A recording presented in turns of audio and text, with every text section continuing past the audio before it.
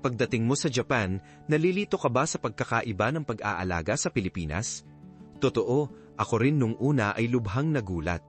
Kahit pareho itong pag-aalaga, napakalaki-laki ng pagkakaiba ng sistema at paraan ng pagtatrabaho. Pero wag mag-alala.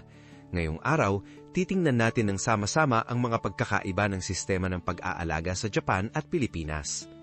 Sa kasalukuyan, mahigit 6,400 na Filipino caregiver na mga kuya at ate ang aktibong nagtatrabaho sa Japan.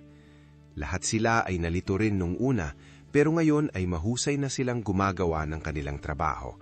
Ikaw rin ay tiyak na ganun din ang lalaki. Una, tingnan natin ang katangian ng sistema ng pag-aalaga sa Japan. Sa Japan, meron silang Progressive Qualification System. Nagsisimula sa basic training, pagkatapos practical training, at sa huli ay makakakuha ka ng national certification na tinatawag na Certified Care Worker. Ito ay step-by-step na sistema ng paglaki.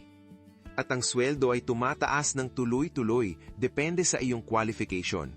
Kung walang qualification, ang average na monthly income ay humihigit kumulang 290,000 yen. Pero kung certified care worker ka na, aabot ng humihigit ng 350,000 yen. Ito ay sistema kung saan tama ang pagpapahalaga sa iyong pagsisikap. Samantala, ang sistema ng pag-aalaga ng Pilipinas ay nakabatay sa TESTA Certified na Caregiving NCII qualification, di ba? Bilang taning National Caregiving Certification sa Asia na makukuha sa pamamagitan ng 786 oras ng pagsasanay, mataas ang pagpapahalaga dito sa buong mundo.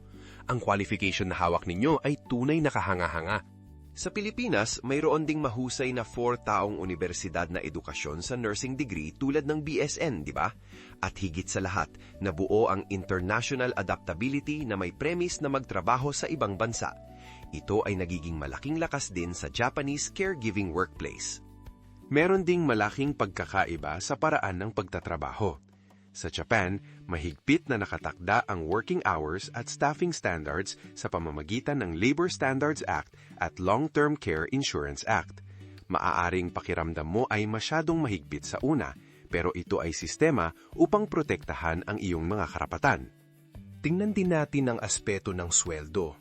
Ang average na monthly income ng mga caregiver sa Japan ay humigit kumulang 338,000 yen.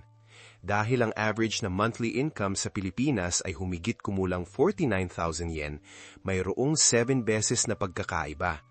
Ang gap na ito ay isa sa mga dahilan kung bakit maraming Filipino caregiver ang pumipili na magtrabaho sa Japan. Meron ding magandang balita.